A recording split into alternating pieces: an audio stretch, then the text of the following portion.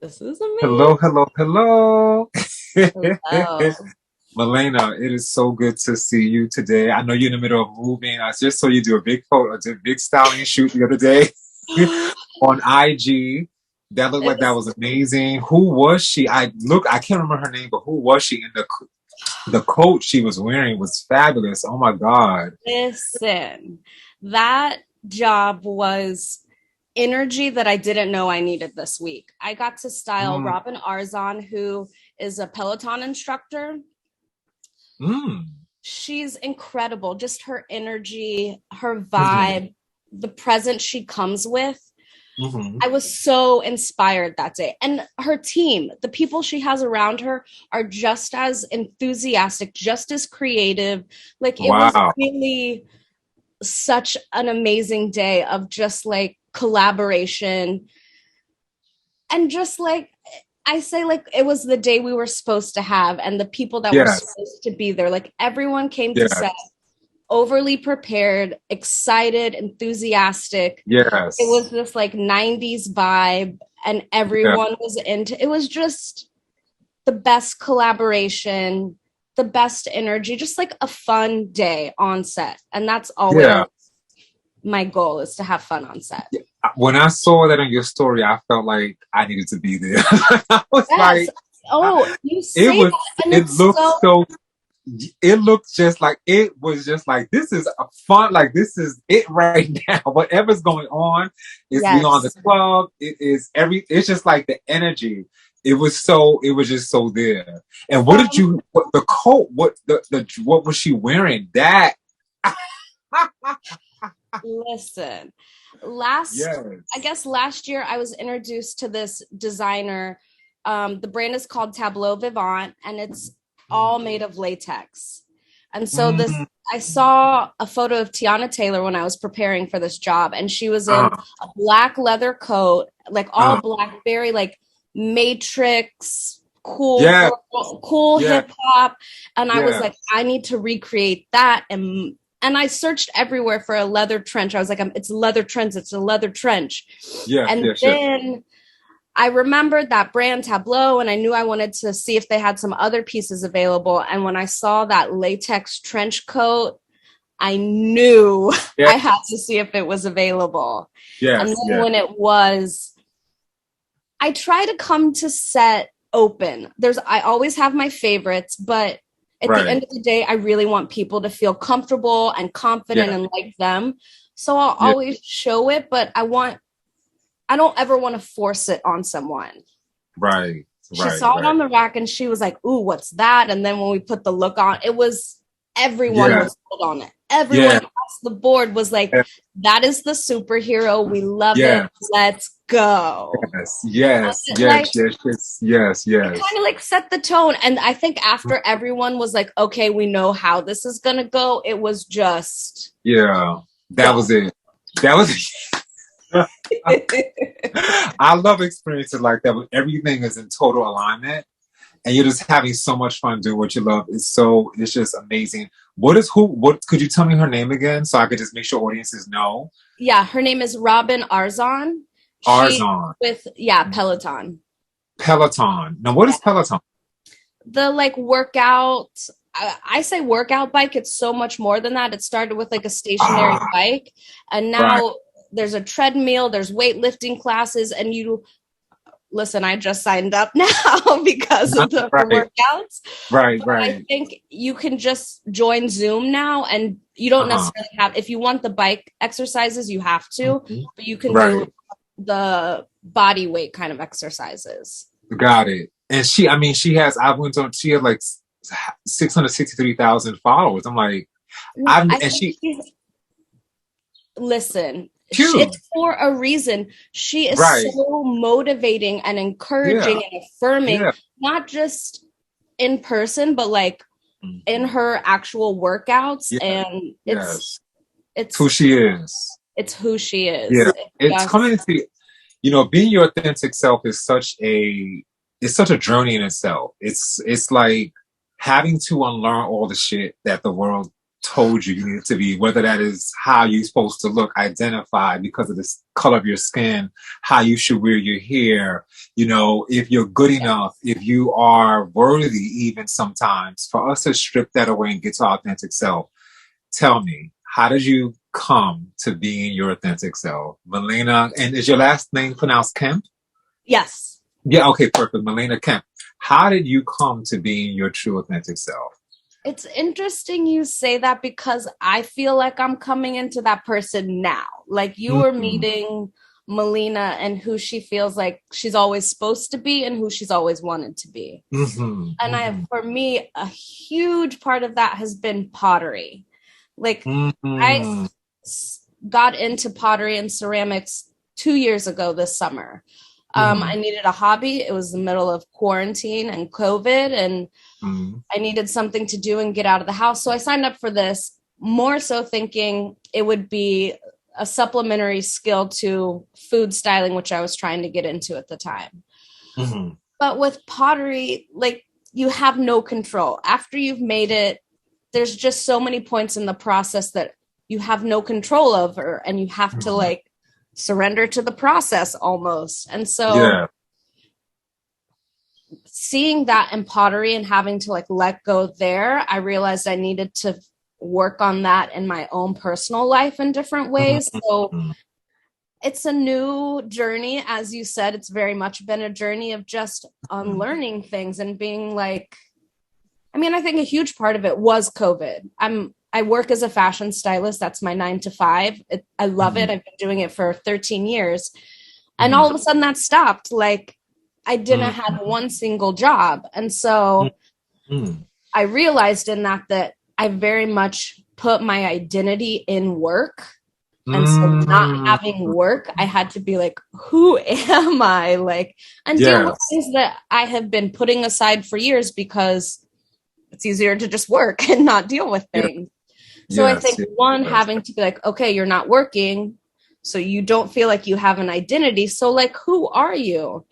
And kind of taking a step back and being like, yes, I am Melina, the fashion stylist, and that's important to me. But also like, what other things am I, and who do I want to be, and what does that look like? And I think so much of it has been just letting go of the pressure for myself to be the celebrity stylist or the friend that's always available or the person that never says no. Just all of these little things being like, it's okay to carve out some space for you. And it's okay to like sit on the couch and watch half a day of TV because you worked all this week and you're tired. Like, giving myself space. I think so long I've also been a people pleaser and just letting that go, trying to let that go, learning to be there for people, but not always at the drop of a hat, and making sure I'm okay before I try to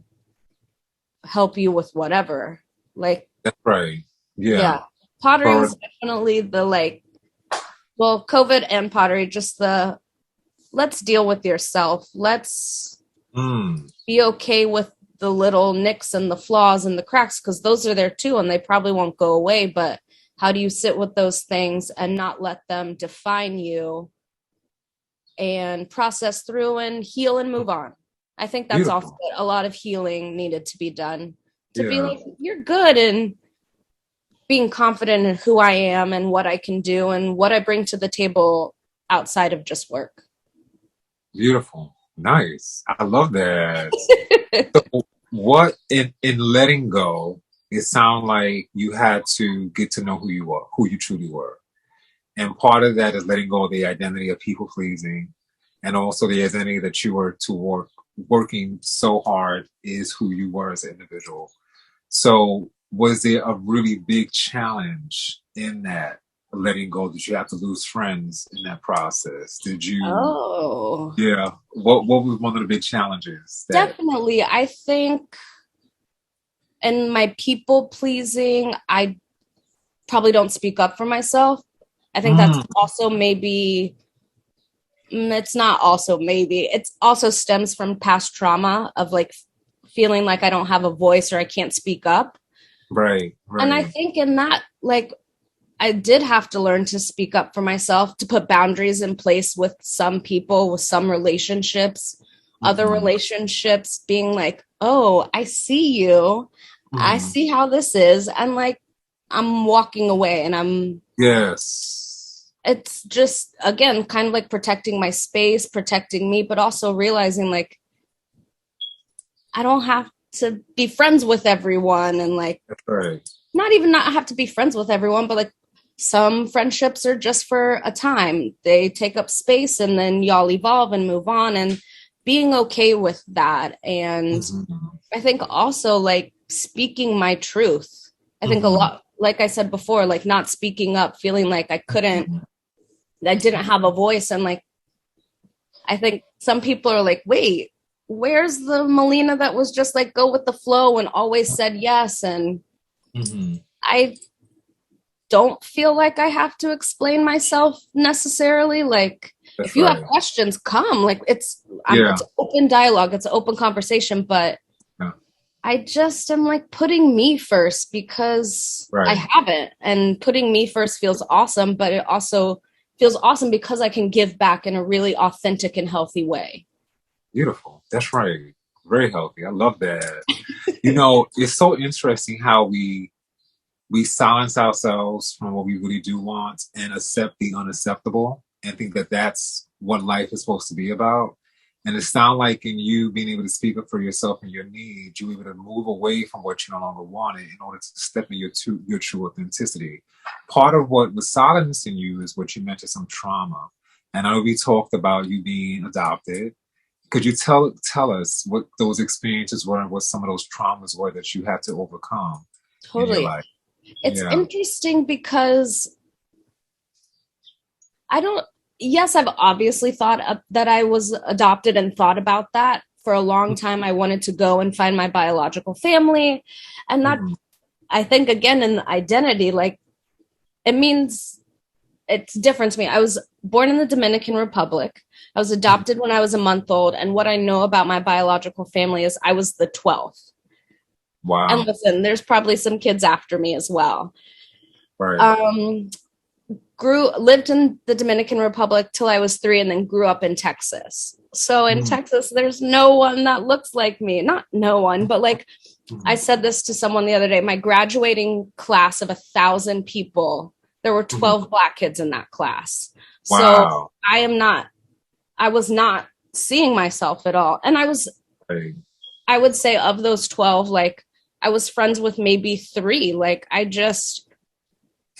didn't feel like I could relate. I lived in a white family. That's what I knew. That's the way I spoke and talked, and the music I Mhm. listened to was different. And people would always be like, oh, she's like a white girl.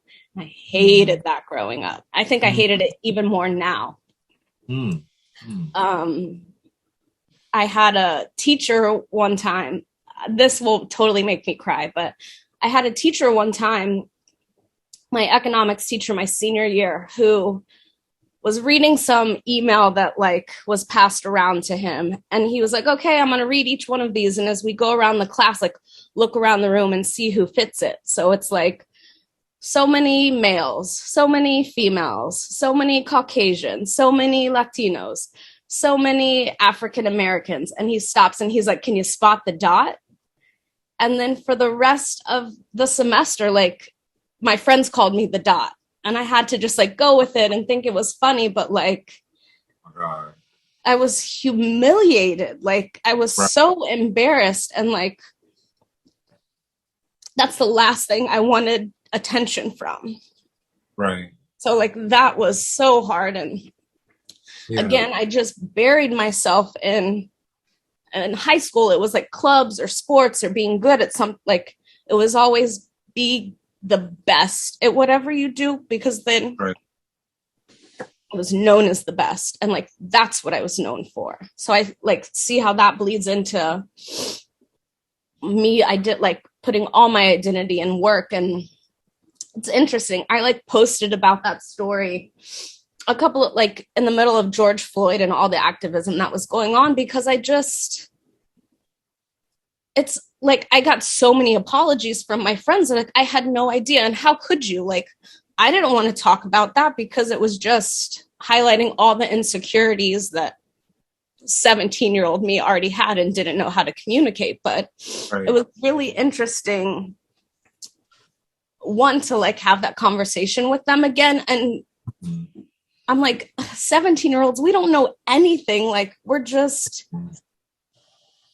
trying to go along so that the finger's not pointed at us, right? Like, you laugh at that joke because it's not point. And I'm just like, wow. Like, right. well, I think like growing up, I tried to just like hide everything, sweep everything under the rug because there wasn't that many incidents, or maybe I was just naive to other ones.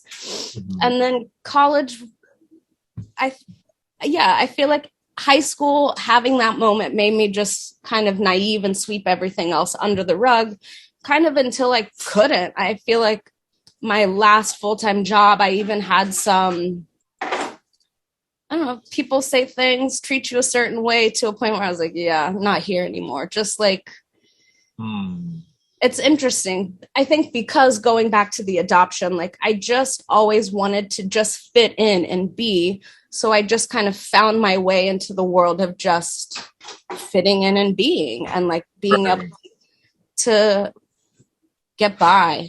Yeah, that's right. And it's interesting because people are like, oh, and I didn't realize these things affected me. I didn't realize going to a school and not having more people that look like me.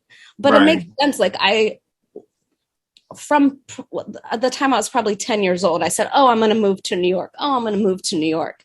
And then as it got closer to like, oh, where am I going to go? It was always New York, partially because of fashion and stuff. But I wanted to go where there were people and food from everywhere. Like I say that all the time. Like New York was because I knew I could eat food from a different place around the world every day, literally for the rest of my life, probably. So I can see it in ways of like the not having people that look like me, not even understanding like that I needed friends that looked like me, because that would just make things easier in life, conversations a little easier in life, feeling like I had someone who understood me. So it's been interesting. There's a lot of digging through because I've put it off for so long. I've just swept it under the rug, that it's like, it just, and I think it, before, I think, like I said, I was like, oh, I want to go back and meet my biological parents. Oh, who do I look like? Who do I laugh like? Like, where do I get all those from? And now I'm like, yeah, I would love to. That would be cool. But I think before I was searching for what would make me Dominican. And now I'm like, oh, I'm Dominican. Like, that's just, I was born Dominican. But like now I get to dig into all the things that make one up what being Dominican is, because hello, that's a melting pot of so many different cultures. But it's also like, yes, I'm Dominican. I grew up in Texas in a like heavily German influenced family. So I have that like in me. My best friend's Filipino. So I grew up hugely in like her Filipino family. Plus we're in Texas. So like I tell my partner all the time, I feel more Mexican than Dominican. Like the food, I know that culture. So I'm like, oh, like, yeah, I'm Dominican. It'd be great to go back. It would be great to meet biological family. But like also, I'm so much more than just Dominican. Like, it's been this interesting process of letting go of things, rewriting things, reevaluating what it all means. Yeah, that's right. You know, thank you for sharing it. That was so beautiful, so candid. Just really so interesting how there's so many points there in terms of trauma. Like sometimes we don't recognize. I have clients who dismiss their trauma because they just thought it was okay to be bullied, you know, and that was part of growing up and the growing pains of what a childhood's experience is like. But the event was so traumatizing that it did something in the process to their psyche in terms of how they shaped their identity. Yeah. needing to rely on external validation to say I exist. And, Yeah. in the experiences, it sounds like a lot of times, it sounds like in terms of what I'm hearing, and correct me if I'm off, but that this desire, from an early age, since 3 years old, to feel like you belonged, Yeah. that you belonged, and that in that need of belonging, things that you needed to adapt to in order to fit in was never given the tender lovingness that you needed, in order to accept who you are instead of looking at for that and accepting. And so when that high school situation kind of was a traumatizing event where you already felt, like you didn't belong, here's someone ostracizing you who kind of is supposed to be a model figure, Yeah. even, Yeah. a leader, even doing that. And that in itself is just like, oh my God, how much more crazy can this get? And what that can do to us, in the space of just being okay with who we are, in the process of just trying to say, I fucking belong. Can I have a space? Can I be okay? Yeah. It can like totally tear us away from just wanting to love ourselves. I've experienced so much personal healing in the need of moving through self-hate and obesity and being the big kid and laughed at and so forth. So we all have our different stories all coming back to needing self-acceptance. And the foundation is just not always there to help us to get there. But that's where the healing kind of comes in. So I really appreciate you decided to work on yourself and get to know who you truly are in the process of creating your own identity, and owning, what comes out of that relationship. That's just massive. So congrats on that work. I'm so proud of you. Thank you. That's amazing. Thank you. But as Really, you say that, I yeah. feel like one of the biggest things that's come out of it is I'm finally able to say I'm a creative. I never thought of myself that way. Yeah. Because my mom is an amazing artist, and I again compared myself to that standard or whatever was around me. And I say it to myself a lot to claim it. Yes. Like, I'm a creative. Yeah. Yeah. That's right. You are creative. That's right. That's right. Yes, that's right. So creative and visionary, because I can tell you are visionary too. You have those powers. I see it. I see it. I see it. I see it. On the way to journeying to be a creative, there was a lot. I know you told me you were inspired by Tyra, in fashion. Oh, yes. Tell us that experience, like how you came into this particular space in terms of being a creative you are today. What's that journey, what was that rites of passage where you are living, as a multidimensional creative to do many different things, right? As you're learning about yourself, but have zoned into styling, which so many people want to aspire to. And it's so much of a miscellaneous field, Oh, yes.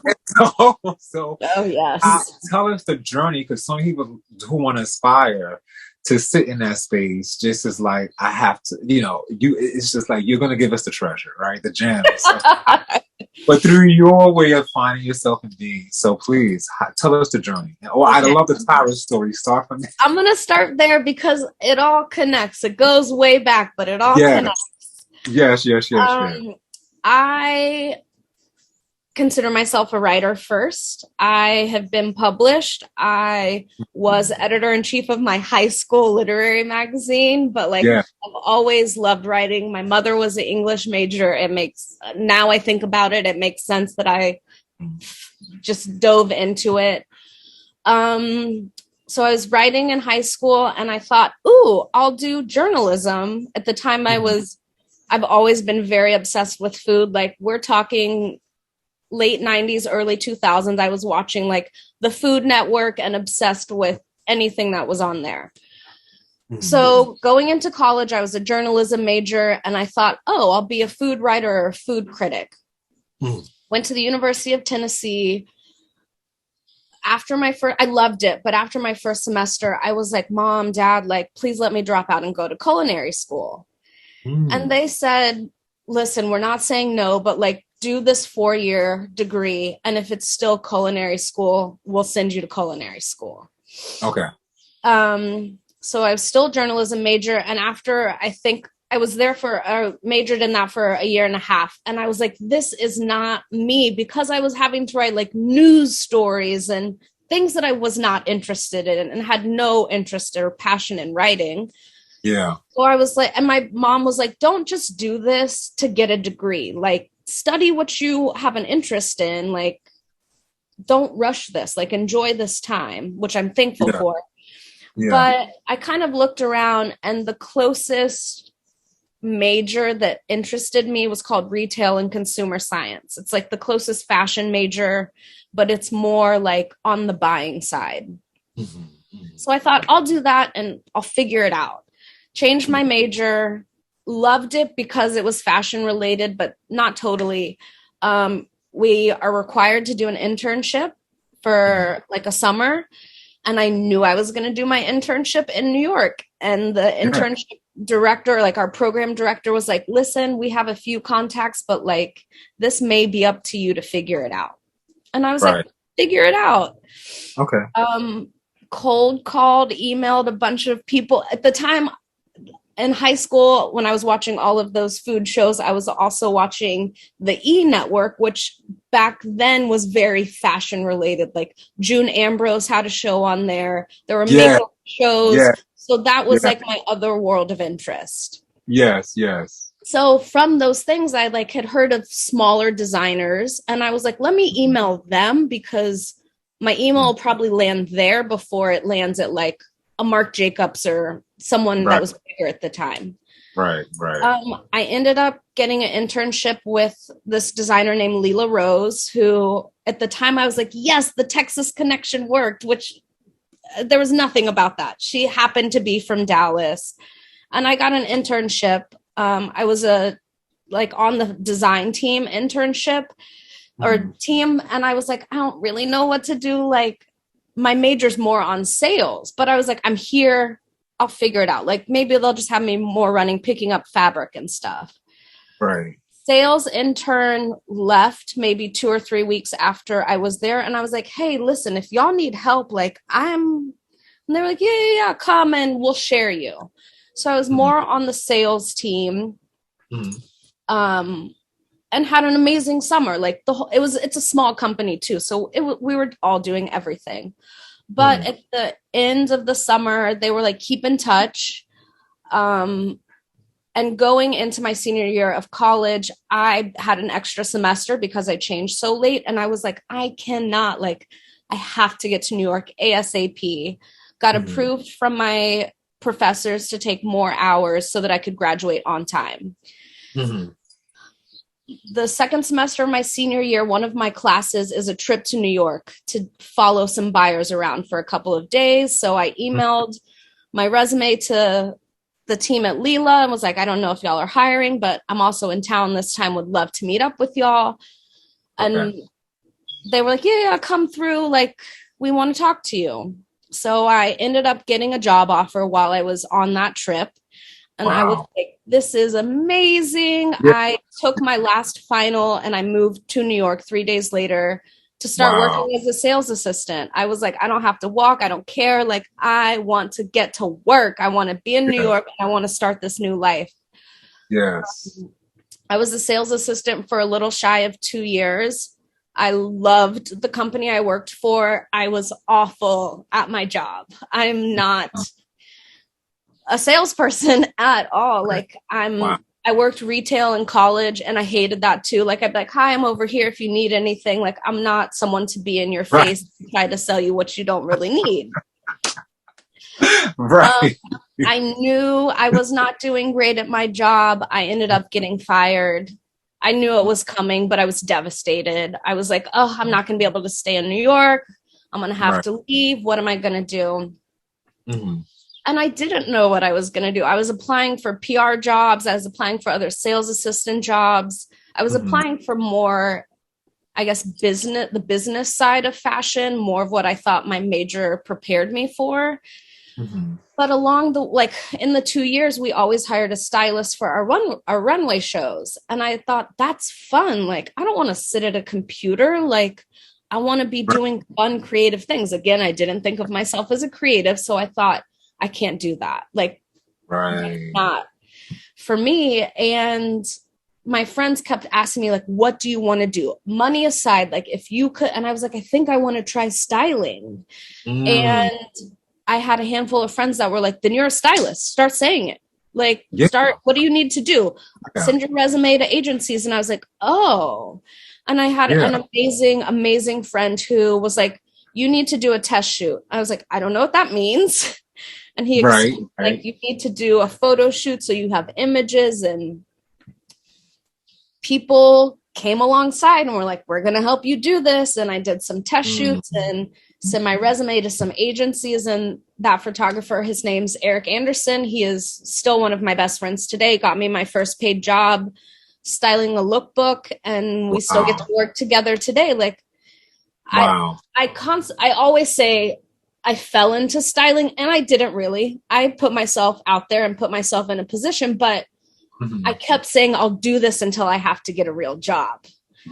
Like, I didn't know anyone who was a stylist other than seeing literally June Ambrose on E. Right. And I'm like, I just didn't think it could be. Like, right. And even going back, like, the only way I thought you could be a stylist was through magazine. And like, even to back up a little bit, the reason I even wanted to go into journalism is because I saw my sister's 7 years older than me. And when I was in like 6th or 7th grade, she got a 17 magazine with Tyra Banks on the cover. And that was the first time I saw a Black girl on the cover of any magazine that came to our house. And I was like, what? They put Black girls on magazines? Like, I want to work for this magazine. Yeah. Straight up, like, I want to work for this magazine. And that's what was like, oh, okay, writing and journalism. And that's like where all the circles start to come and connect. But like styling, legit, I kept saying, I'll do this until I need to get a real job. And I would say for 2 years, I was saying that and still applying for full-time jobs, more so like trying to get into magazines at this point, because I realized like, and I don't know at what point I woke up and was like, oh, this is a real job. Like, that is right. You did it. You've made this happen. I was freelance for 2 years, and then I took a full-time job at Gilt Group, which I thought, I'm going to take this for a year. I've been freelancing for 2, and I was like, I would like some benefits and a regular paycheck and to not have to hustle. Okay. But I still hustled. I couldn't.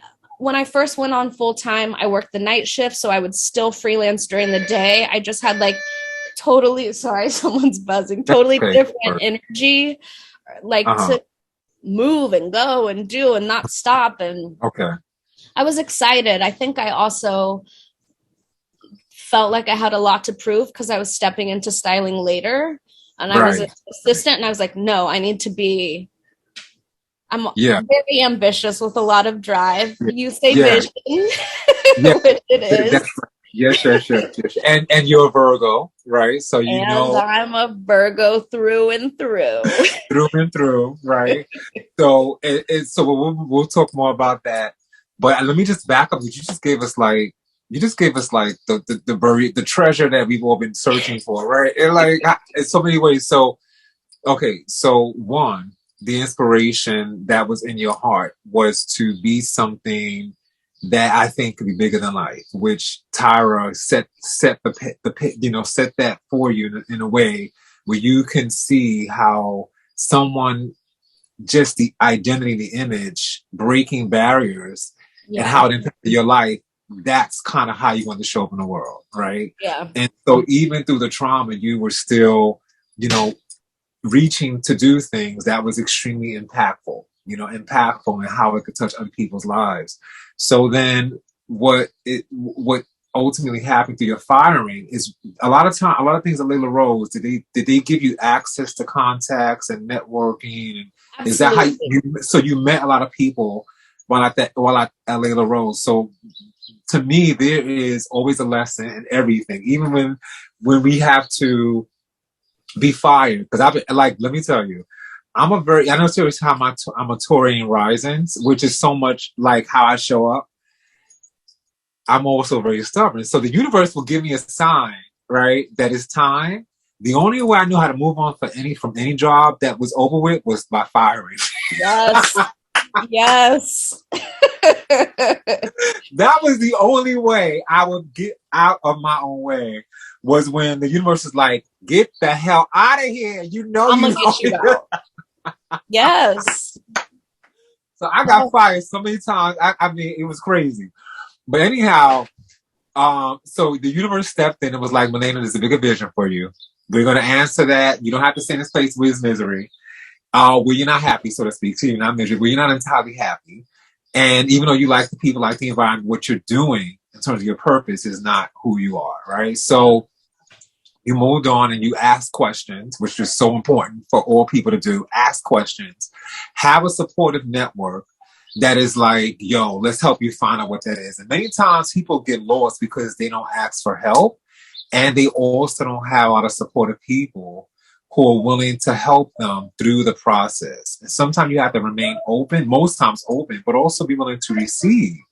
And it's not like you were in a position to just let people in to guide you. So in the communities that you were cultivating and showing yourself in terms of your skill set, your talent, someone stepped through, Eric, Yeah. who guided you in the process, and you allowed, you opened, gave yourself permission to be a part of that. And then boom, you are aligned and connected with the thing that you fell in love with and discovered it is really a big part of how you want to express yourself as a creative.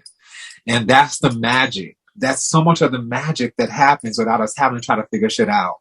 You know, Yeah. it's just that, just moving in that sort of energy and that mystery and letting the unknown unfold. And you just kind of surrendered at that point to seeing, you know, in the way that you could, seeing what can happen for you. So now you're styling. So here's the other part. Okay, so styling in itself is, like I said, so miscellaneous. So you said you were freelancing, but then you found full time. So for those who don't understand it, because all people, like you said, look at magazines and say, I want to do that. I want to style that. I see Anna Wintour or June Ambrose or Angelina Talley or anyone who's doing whatever. I'm watching America's Next Top Model. It should be TV, should be this. And styling is huge. It's like there's runway, there's editorial, there's in-house, there's all types of stuff. There's freelancing. And in itself, you have to know how to work that, work in and know what to do in terms of who you are, how to make it work for yourself.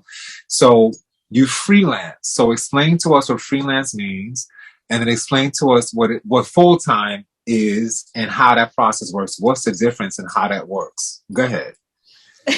Freelance is I'm my own boss, is what I like to say. Yes. It is finding your own work, finding your own clients, networking with people, putting yourself out there. It is finding your own work in a lot of ways. What did you have to do? What did you have to do as a freelance? Did you have to push your book, speak to agents, pick up the phone? My book, yes. You had a lookbook, right? A lookbook. A website, a book. I, again, have Eric helped me hugely because he was already familiar with that, being like, you need a test, you need a book, you need these things for people to look at, which are a website, a portfolio. People want to see your work. At the time, I was also blogging because I like to write. Yeah. And at the time, it was just I needed some kind of creative outlet. I didn't know that. I knew I liked writing, and I liked writing about fashion. So I started this blog. And I didn't think anyone was looking at it. I didn't think it meant that much. But when I started freelance assisting other stylists is how I first started out. I had a couple of stylists who were like, we love your blog. And I was like, wow. And they were like, you are assisting, so you don't have this huge portfolio, but we get a sense of your aesthetic and your style and like what you're wanting. And I was like, Yeah. oh, okay. So Yes. that helped get work. The blog started to pick up some, not traffic, but like people were paying attention. Oh wow, this just came back to me. In college, I read a book. I want to say it was called The Fashionista Files, written by this woman, Karen Rabinovitz, and her friend Melissa, who I cannot remember her last name right now. But they both worked as fashion editors, and the book was just this like fun look into the life of a fashion editor working at a magazine. And when I think about it, it was very glamorized. Like, it's not what the industry really is, but I thought that is it. And and I blogged about that book. I read this and it was fun, and I like wrote a little something about it, and Karen ended up seeing that post. Wow. And at the time, she was starting an agency that was representing bloggers. And so she was inviting me to these events with these bloggers who, like, I'm reading their blogs. I'm influenced by them. And now I was like sharing space. And one of her really good friends is a stylist who I'm still like, this woman, Lori Goldstein, who she was connecting me with her and like being like, I don't know if she needs an assistant, but I've been fortunate to have people like Karen and Eric and my friend group who a handful are creatives or are on the business side, like people who could support me in a way that I didn't know and kind of just like point me in directions. For freelance, networking is huge, like, and it's something I'm not naturally good at. It's something I don't naturally gravitate towards. I'm not good at small talk. I'm not good at just, I say it's fake and I don't mean it like that. And not every conversation is, but like the surface, I want to get more than just the surface, more than the, where are you from? What do you do? So that, in that way, networking and freelance life was really hard. I think there were people along the way that I just naturally connected with, and the friendship was very natural. And in that sense, it led to introducing me to other people or bringing me on. I think taking myself out of the people pleasing, I am just someone who is easy to get along with. And like, so I think that has been a benefit in my freelance life as well. And then, freelance, getting my own work. It's being everything for yourself. I'm my own accountant. I'm my own marketing person. I have to do all the social media and the content. I'm all those things. Freelance is awesome, but there are times where I'm like, I just want to. Also, there are freelancers who have an agent or a manager who can like take some of that away from them, of the emails back and forth and the negotiating. And at times I've looked into that, but I don't want to give someone a cut of my money just because they send a couple extra emails for me. I hear you. Maybe if life looked a little different and I really needed that off my shoulders. And then freelance also is, you have to pay for your own health insurance. Like, you don't get the benefits of anything. So, right. And then full-time, I went in-house basically for this company called Gilt Group. They're still around, but they've changed hands a couple times now. And that, when I came on full-time as an assistant. I thought I'll do this for a year so I can get some benefits and go to the doctor and not have to pay crazy amounts and have a steady paycheck and not have to always be hustling and chasing work and chasing money and stressed about if I'm going to make rent. And I took the job as an opportunity to like learn and to learn. There were stylists around me and other assistants and creative directors and art directors and I guess other areas of the industry that I had been exposed to, but in very small spurts, where full-time was going to mean that I was on set every single day, which I just thought, what an amazing opportunity. And when I stepped into being full-time at Gilt Group, I asked to be on the men's team for a minute because it was a part of styling that I hadn't really had a hands on. Women's I had done so much of, and I always say women's isn't easy, but you can do anything. You can do a dress over jeans and 2 different shoes. And men's at the time, I didn't know anything. I didn't know the rules. I didn't know where a shirt jacket should hit so, or a pant hem, or any of that. So I was like, I would love to be on the men's team. I'd love to learn that area. And then I fell in love with it. I realized at the time, women's felt so crazy, so much more fashion forward than men's, where I thought men's was a top and a bottom. And how do you make that interesting when at the time, guys' fashion was so simple compared? And I just thought that opened a creative energy for me of how do you make something that's minimal still interesting and fun. And right. so Yeah. I think what I benefited from full time was having access to people all the time, where freelancing was by myself, and it just depended on if I got a job that week. Got it.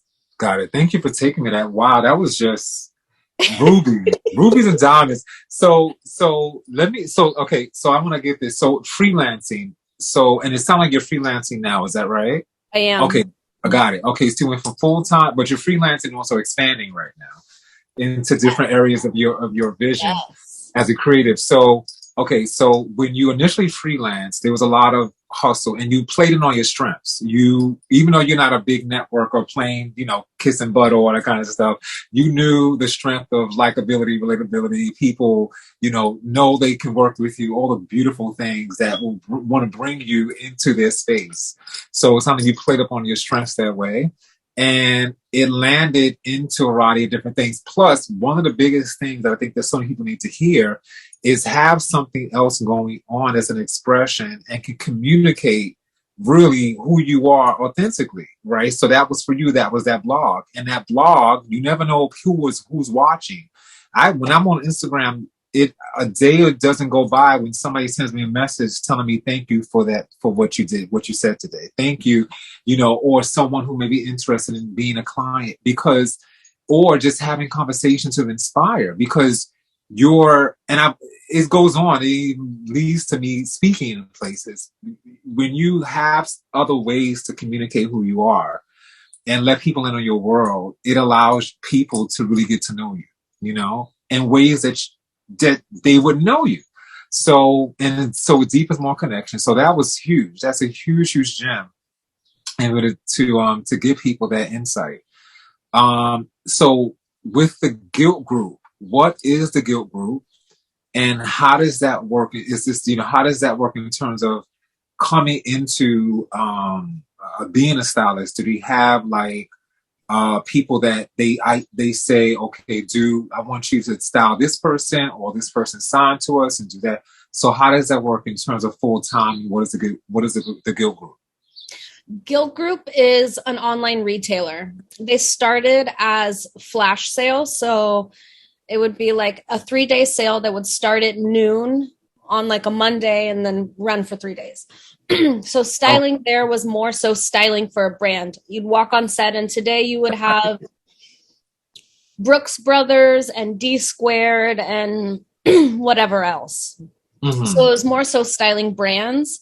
And then occasionally we would have special projects where we would get to style a celebrity or someone that was doing a collaboration with us. Got it. Okay, perfect. And so you were doing that full time and styling these brands, and that's how you meet so many people, because it was basically open field in terms of all the time. So that's amazing that you were paid full time to style in a capacity with a brand, and still and teaching you probably a lot in terms of this. So much. What's the one thing that you learned from the experience that is helping you today? I think because we were shooting basically merch that wasn't sold at the end of the season, and we're shooting multiple brands a day. I had to learn how to research and like pick up aesthetics really quickly because we need to have the same aesthetic for each brand on our site too. So Brooks Brothers needs to feel like Brooks Brothers. Marc Jacobs needs to feel like Marc Jacobs. So I think from that, I have fell in love with research. Like I like research. I like to search for that inspiration. I think it has made me able to think quick on my feet. But I also think it makes me really versatile as a stylist because I can do men's, women's, kids. I can do bridal. I can do, like, we had to do everything across the board. And then I chose to specialize in one thing, but I had to know everything. And I think I see that now in my work because I'm getting hired for everything. I'm getting hired to do a Zola wedding campaign, and then I'm doing a Budweiser campaign, and then I'm doing Robin Arzon for like this special project she has. Like, I've done a kit. Like, what I've realized too since COVID is I think before I was chasing this celebrity stylist idea because for me that was like the coolest stylist that was held the most like notoriety or importance, and now I'm like I don't care. Styling now is not about me. I can look back and see how much of my ego was invested and wrapped up in all of that, where I would come to set with looks styled, and if they didn't want that look, I was so upset and like couldn't get past the day. Where now I'm like, no, I want to come, I want to collaborate, I want to have fun on set. It's not about me. Like, obviously it is. I'm there and I care, but like what I loved about the job with Robin is like, I want to be on jobs where there's great energy. Hopefully I'm working with my friends because that's fun. But at the end of the day, I want to be on projects with people that I respect and who I support like their work. I love what she's doing. Everything she stands for. I'm like, yes, I want to support you. I want to show up for you and kill this job because you deserve it. Like, what you're doing is amazing. So it's been, it's awesome. Like, that's right. I love that. The styling, the idea behind it has just changed because I don't ever want to be in front of the camera. Like, I say that kind of jokingly because I'm not ever going to say never, but like, the focus, I don't want it to be on me. I want it to be on a collaborative effort. And for just at the end of the day, be about the full project and the full product that we put out. Beautiful. And that's the commitment to being authentically yourself and knowing and committing to your craft as a creative and who you are. So one of the things that in being here today and who you are is I think styling for a brand is all about their vision, right? And sometimes sometimes you're having to, even as freelancing, having to develop what other people's visions are.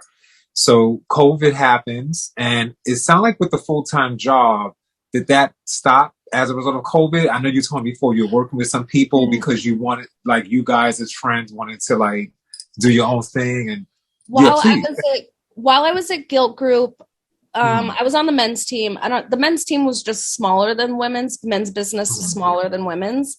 But the styling team was me and this girl, Katrina. And then we had two art directors, Nick and Nicole.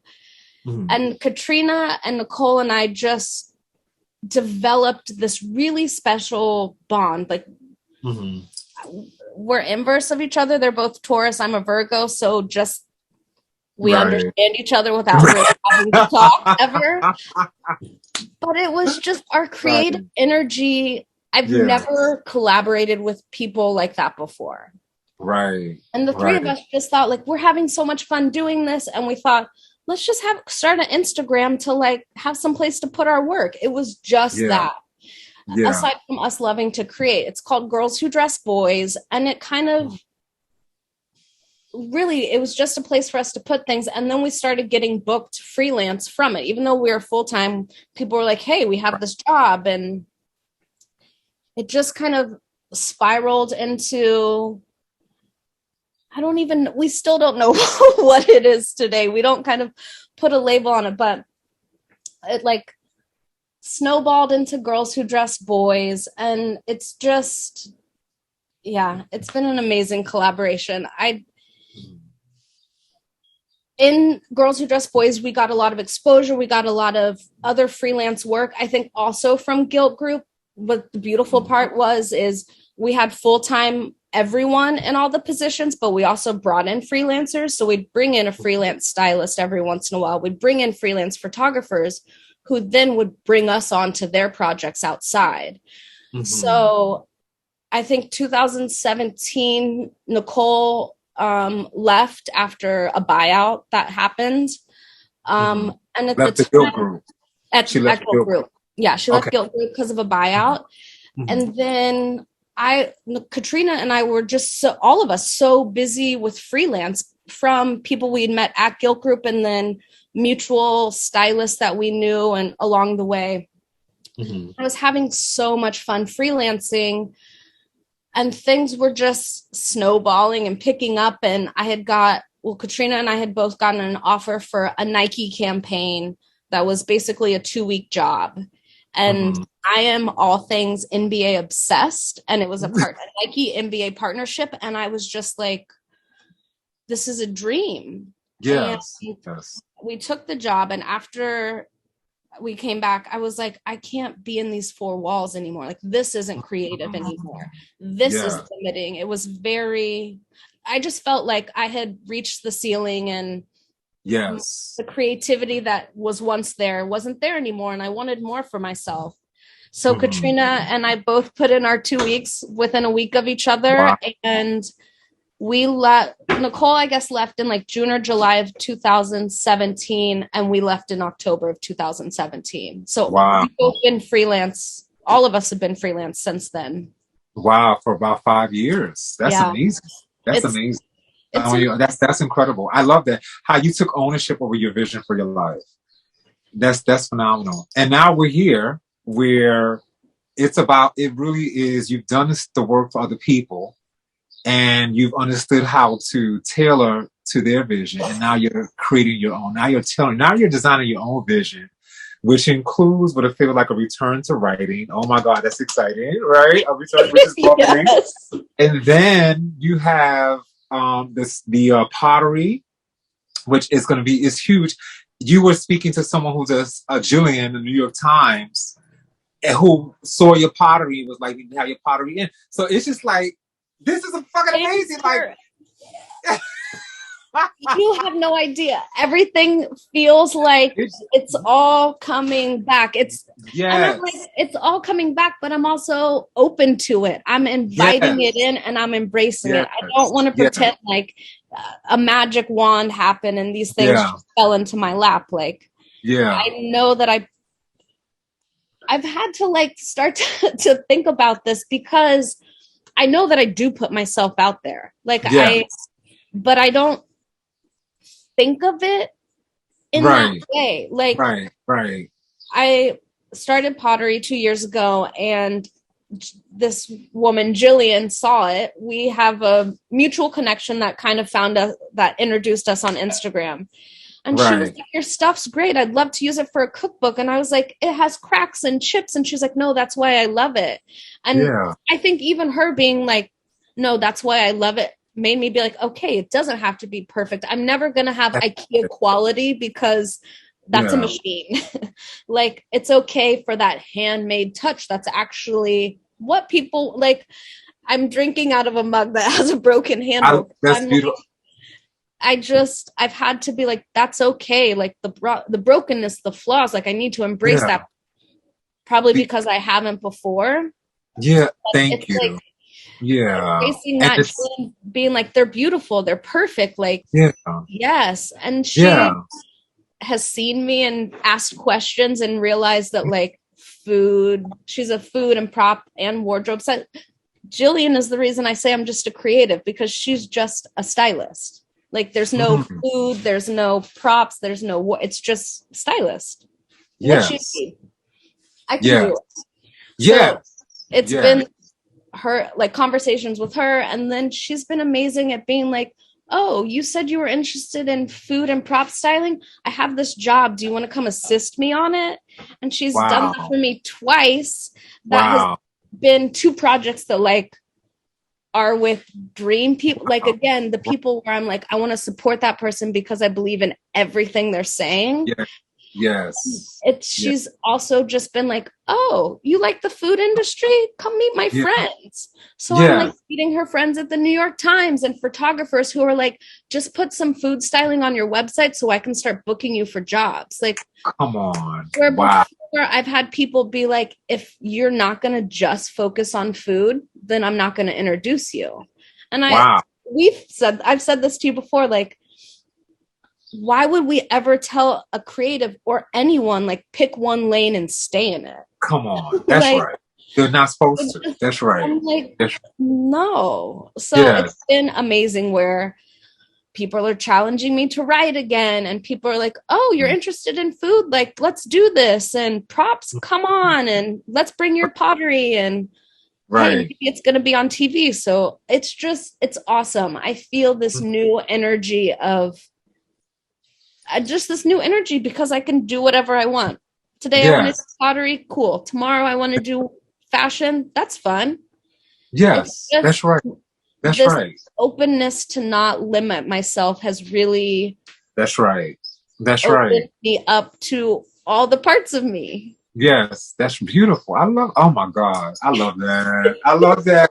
You know, this is amazing because what I'm getting from this, and it's so inspiring, is when you write your own story, there is no end to Yeah. who you can be in your own story. And you can grow and expand in all the ways that your heart desires to. It is just about, it's up to you. It's Yeah. up to you. And that's what you're saying to the world is I'm not going to limit myself to one lane or one part of me, but all of me is going to show up and express myself. And I'm going to do it in impactful ways. And I'm going to be that everything in the process. Here we are, new And Melina. here we are. And it's just, what I love is that it's like you're turning these pages and it's just like yummier and yummier along the way and more colorful and more It's brighter. exactly how I And feel. Like I can't. yes, and that's how life is supposed to be, you know? And I think that for those people, they're going to meet some people who, when they hear this, going to be like, oh, that's not me. I mean, if, you know, I've been through hell, you know, and so being through hell makes you believe that your existence is one of hell, you know? And so, but I had to come out of that to realize that it is how I'm painting the blank canvas. It is the colors that I'm putting on these canvases. And so even my conditions aren't hellish. How can I paint my canvas the way I want it? Right. And Yes. so for those who are hearing this, but maybe having a difficult time, it's important to decide not to limit yourself to what's in front of you, but to open up to all that you are, that's inside of you, and not what's around you. You can go beyond that. I mean, Melina, your story of just the triumph of being a adopted child, looking for acceptance, trying to fit in, being stigmatized and traumatized in that process, not having a clear understanding of who you are, having to find yourself, come into yourself, and the desire to just keep wanting to break through that in your own way, and how you just define that is inspiring. We all have our own stories to tell, you know, and the key here is to take the pen and put it back in your hand and to write it for yourself, to tell it for yourself. I can't tell anyone else how to be. You have to decide it for you. And that's what Melina is demonstrating here is this is who I am. This is who I am. So I just want to say, you know, just amazing. Thank you so very much. I want to know, what's the next? Like, what is next? What's the vision? What's your vision? And I know you said the work is not about you anymore. It's about the fun, the collaboration. What's the vision? What's the challenges that you want to face? What do you see differently about yourself now that you're here? Please, go ahead. So anyway, I throw a whole bunch at you, but please. So What I'll start with, what I feel different is I'm just confident. Like I'm not I mean, I'm still questioning, but like at the end, if I take a deep breath and sit, I'm like, no, I got this. Like, I've tuned out all the outside noise in that sense to just be like, I think also the last 2 years of the beginning of COVID and not working, having to be like, okay, I'm not the stylist. So let me deal with everything else. Wrestling through that, but also taking a step back to look at my styling work and be like, oh, I am that bitch.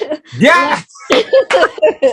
I may not have a A-list celebrity client, but you know what? I've worked with them. Yes. Like I had to step back, look at the greatest hits and be like, what are you talking about? Why are you doubting yourself? Like, you've been in that space because of your talent, because of the skill, because of who you are at the end of the day. Because so much of this industry too is about being comfortable with the people in the room. Like, about an energy too. So I had to look back and be like, no, like you're good. And listen to also I didn't like place so much identity into that. That's where the first part. The vision, I feel like the vision is forever changing. That's new for me. I'm a Virgo who likes structure and plan, and I'm trying to learn to shoot off the hip a little bit. It's a very long journey, I can tell.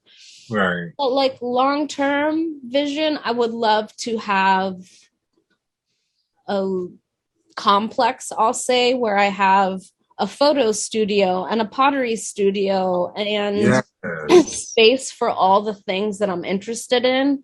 So I can invite people into that. Like I want to share those spaces with people. When I say warehouse, it's not going to be in New York because I want a warehouse. Like, I want it to be a space that I share with other people. I want to bring in teachers and mentors, and I just want it to be a collaborative space. I want it to be a collaborative energy. That's like a new vision, a new thought. I would love to continue to work in food. It is I think the first storytelling I ever saw outside of just like writing and like the conversations I'm having with people I'm meeting in the food industry. That's what we're talking about, is like food as storytelling, because it tells the story of a people, of a culture, of a place, of a legit, like what's growing around. Like it just is so, it's magical to me. So food has to be a part of it. Styling has to be a part. Like everything still has to be a part of my world. I would love to really get into writing, like really embrace it and publish something. I don't know what. I don't care what. Like I want to publish something again. I love travel and travel and travel. Like I would love to find somewhere to do like a pottery residency for like a summer and like really, I love that. Embrace that and show it on a creative, like ceramic stage. I love that. You know what comes to mind is being a devil's advocate, and most people are thinking about this, is how are you going to do all of this and be able to pay your bills, right?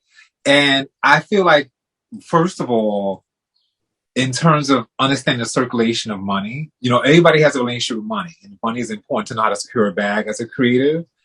But the key is that when you decide and you make a decision, that we're going to follow what you love, it will come to you and the way that you are honoring what you already love. You don't have to worry about that. So for you giving yourself that permission to be able to move in the world however you want, and you'll know things will work out for you, especially financially, that's the key. And I love your practice of acknowledgement of saying, you know, I'm that bit. That's that.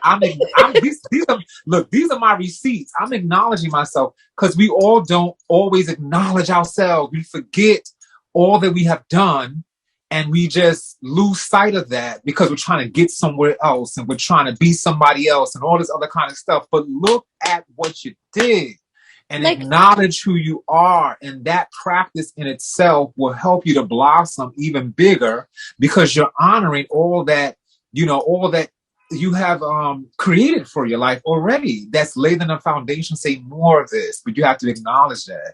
So I would love for you to address like the securing the bag part, you know, because you seem to have mastered that, and kind of, I don't know whether this is like surrendering into what you love and knowing that it'll flow, but please, how would you tell a skeptic or someone who is like a creative or someone who doesn't believe in like the arts or any of that, or who's like, I want to do this, but how do I make money? What advice would you have for them in terms of being able to secure a bag with their gifts? that is so hard because I feel like I'm that person. I don't know. There's something, I feel like I have some kind of block where like I make up my mind that I'm going to do something and that's what's happening. I don't know if it's I'm stubborn. Yes. I think, I mean, part of it is because I'm stubborn, and when I make up my mind to do something, I'm just going to do it. But that's hard when it comes to money. Like, well, what are you thinking in terms of money? Because that is a practice. It's like make up your mind and know that that's what should happen. That is a practice. But I guess here is more about when it comes to money, what do you feel a little bit of a struggle, the conflict that you're seeing in terms of that? Awful when it comes to money. Money stresses me out. It makes me anxious. Even if the bank account is full, I'm still like, no. We need to make that go up. So okay. I think I am that person. I'm that person that's like, there's never enough. How can I make that happen? But I think I also just like head down and hustle. Like I have that discipline of just let me put my head down and I'll figure it out. Got it. Yes. Got it. So you're in a space when it comes to securing the bag that no is not an answer. No is not an answer. That's right. No is not an answer. It must happen that way. And I remember from myself, like almost 2 years ago, I was at a place where I had like one client. I had already had the Emmy Award client, the Grammy Award client, the Millionaire client. I did the things that I thought would lead to like, I'm that motherfucker, you know, I'm the greatest. Yes. But then when I look around, it was like almost a Monique moment. You get the Oscar, but then the work isn't coming in, right? Because of whatever, I don't know what's going on. Yes. So I don't know if somebody's claiming my name. I don't think they did necessarily, other than me just always starting trouble in terms of what I do to tell the truth. It was like what's happening. And so I made up my mind to say, no is not an answer. You know, even with the scariest thing. And then within 3 months, from one client, I went to 4. And then I had 2, you know, my thing is always make sure rent is covered. So I was like, okay, that's the next goal.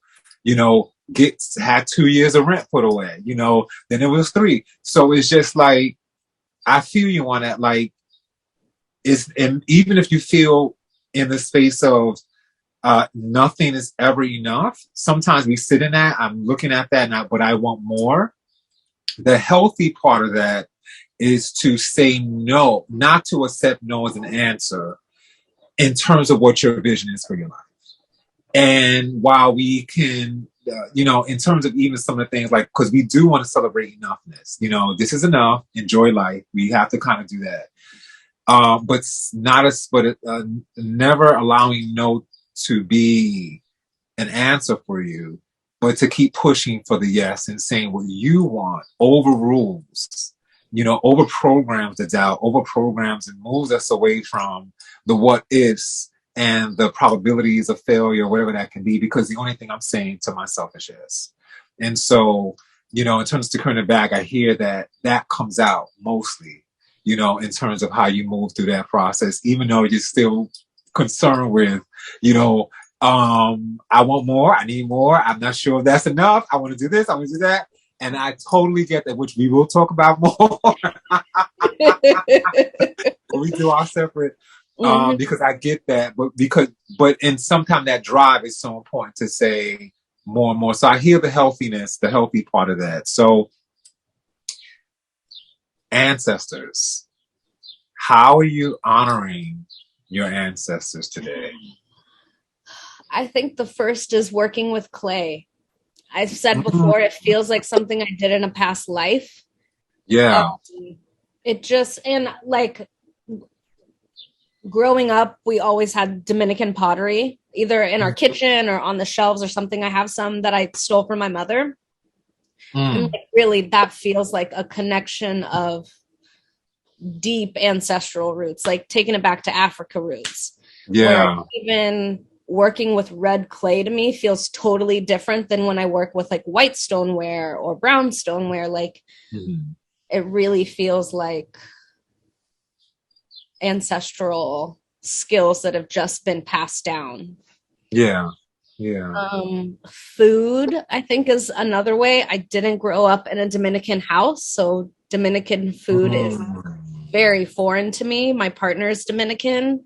And so anytime there's an invite to anyone in his family's house, I'm excited to eat the food. And he's very into food as well, just flavor and texture. So we're like trying to figure out his mom's recipes and have her teach us things. But moms love to leave that one little thing out, that little secret. But like food is how I want to connect, I think, with that, but also not just, I want to know the traditional recipes, but I also want to take them and put my own spin on it and make it mine. Yeah. And then I'm going to say once I start writing again, that will be, and I'm looking at it differently. I feel like so many things were passed down orally.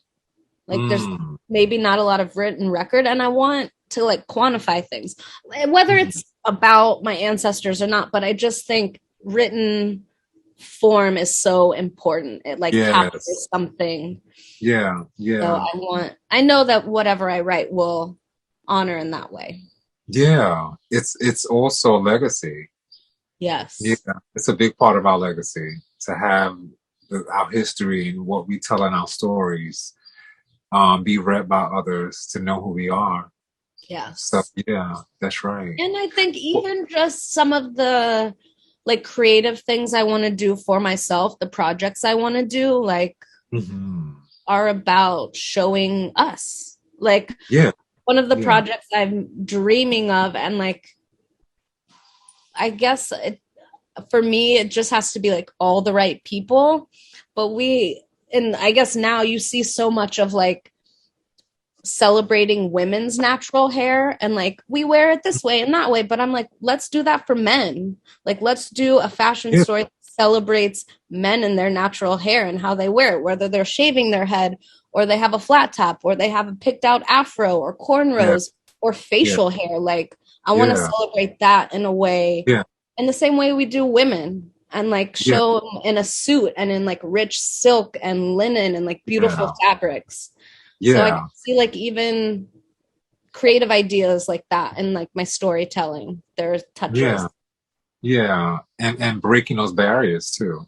So to give us that, like the very beginning of your visionary, like,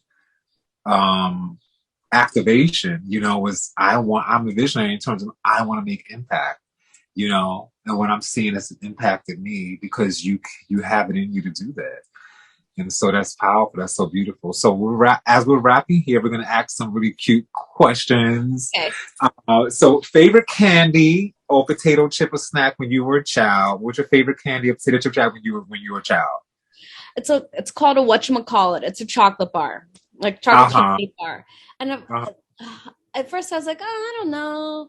And it's because it is tied to a memory. Like growing up, we used to go to the movie theater. Like when we would go to a movie theater, my mom was never about to pay $7 for the candy bar, or Right. like she was not trying to spend money there. But she Right, would right. keep stuff in her purse. So like sometimes it would be McDonald's, Right. and then oftentimes it was a whatchamacallit. So that's Uh, like the trigger, but that's it. a happy memory that I'm like, oh yeah, that's why I love it. Yes, understood. Favorite home cooked. Oh, mine. By the way, I thought it used to be a. I used to love these candies. They were called violets, and they smelled like lavender immediately when you open it up and you tasted it. And they were like this. It was like chalky. It would just melt. And I would have that like now laters and the violets. And nobody liked the violets, but the violets for me were like, oh my God, every day I could not go by because we would go by I went to Catholic school. We would walk by like 4 grocery stores before we get to the after school center. So we each have our own grocery store to go to. Be onion and garlic potato chips, my violets, my Mm-hmm. green now later, so I can have a green tongue later on. I can stick out and show me all before dinner. But the violets were just like, oh, they just melted in my mouth. They were so good. Anyway, home cooked meal. What is your favorite home cooked meal and This is why? not this is not home cooked, but it's home cooked now, I'll say. I hear you. I hear you. So growing up, and I can't tell you the first time I've had this. I can't tell you if my parents introduced me or like a friend's parents, but bean and cheese breakfast tacos are Mm, a Texas, I won't say Texas, but a San Antonio at least staple for breakfast, always on the weekends. You mm, can have it breakfast, lunch, and dinner, but like Saturday morning, like my dad will still do it occasionally now. Like he will get up, go to the store, get bean and cheese tacos with some other breakfast tacos, and it's like Saturday morning tradition. So wow. bean and cheese tacos are my favorite. Mm, When I first moved to New York, I moved to New York with like my childhood best friend. So mm. there's like a Saturday morning, we're probably a little hungover, being like, all we need are bean and cheese tacos. And we spent forever trying to find anywhere in New York with a flour tortilla and refried beans, because it has to be a refried bean. Right. And I think finally we found a place that had refried beans and flour tortillas. And we are like, we just want bean and cheese. And they were like, lettuce and tomato. And we're like, no, no, no, no, no. Like bean and cheese and flour Wow. tortilla and nothing else. Wow. Like to the point where if one of us was flying back to New York from home, we would Uh, order them and fly back with them and like hook each other. wow. Like it's that Wow. serious for us. Wow. Wow. But Wow. now Wow. I make them at home, not often, but occasionally I'm craving a bean and cheese taco and I will make them. But it's like a little bit of a process. You have to soak the beans for 24 hours and then Right. cook them. But it's like when I need that gut hit of home, it's bean and cheese Yeah. taco.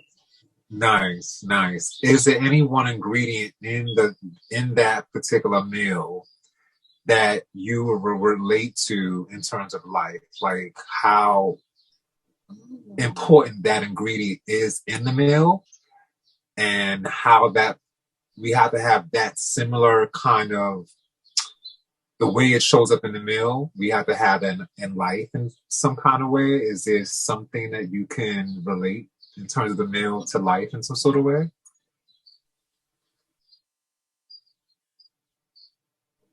I'm gonna go off the hip right here. I'm gonna say flour tortilla.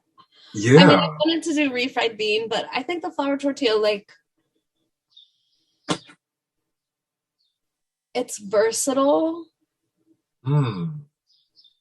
It makes people happy, but it's Mm. not like it's not for everyone either. Like, Mm. not everyone cares for a flour tortilla. Yeah. It's great as it is, and there's always ways to make it better, like warming it up, charring Yeah. it. The flour tortilla. Yeah, I It's love like that. also this like combination of things. I mean, I'm about to get like a little food historian on you, but like the flour Mhm. tortilla, and I could be missing some things, but like it is from, no, I don't even know.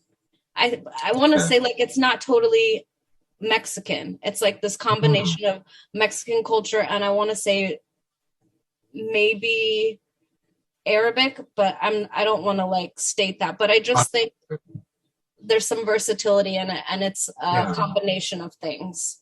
Yeah. Well done. I like that. I know I threw it at you. Challenging you that way. I like that. Yes, indeed. The versatility. What quote described your state of mind? Um, my girlfriends and I on our birthdays, this is maybe a newer thing, but we come up with like the mantra for our like what we're stepping into for the next year. Mm-hmm. And I got together with some for someone else's birthday recently, and she reread my mantra to me. And I was like, oh, I needed to hear that. My birthday is in September, so we're like 6, 7 months in. And I said, I'm stepping into my rebirth. And I like didn't Mm-hmm. know how true that would be. Like Wow. Wow. stepping in and embracing it. And like, that's where my headspace is. Wow. Just really focused on me and where I'm at and getting myself in a healthy place so I can like Yeah. free myself and just be and go and do. Yeah. Yeah. Yeah. Wow. I love that. That's a quote. That listen, whenever you post that up on Instagram, if you want to post a quote, please tag me because I'm going I to share will. that. Like, I I'm going will. to share that. Oh my God. All right. Fill in the blank. Social media is At first, I wanted to say a chore because when I think about my social media, it very much is a chore. Like, I don't want to post, like, that takes energy for me. right. But social media is a source of inspiration. Like, I Yeah. use it to find things that inspire me. Like, Mm.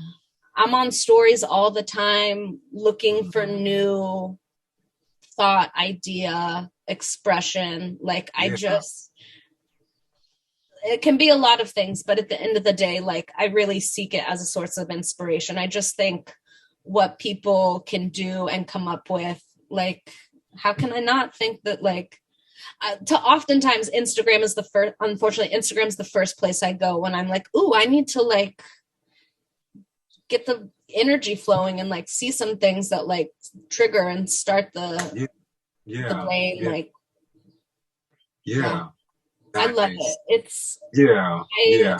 Yes. hate it for myself, but I embrace it fully what other people are doing. Nice. Love that. Final question. By loving yourself unconditionally, you are. Free to create. I've Yeah. realized that, like, loving Yeah. myself, writing my own story and path, like, I'm not worried about anything. I don't have fear. I Yeah. just can go and be and like see what happens. Beautiful. Express.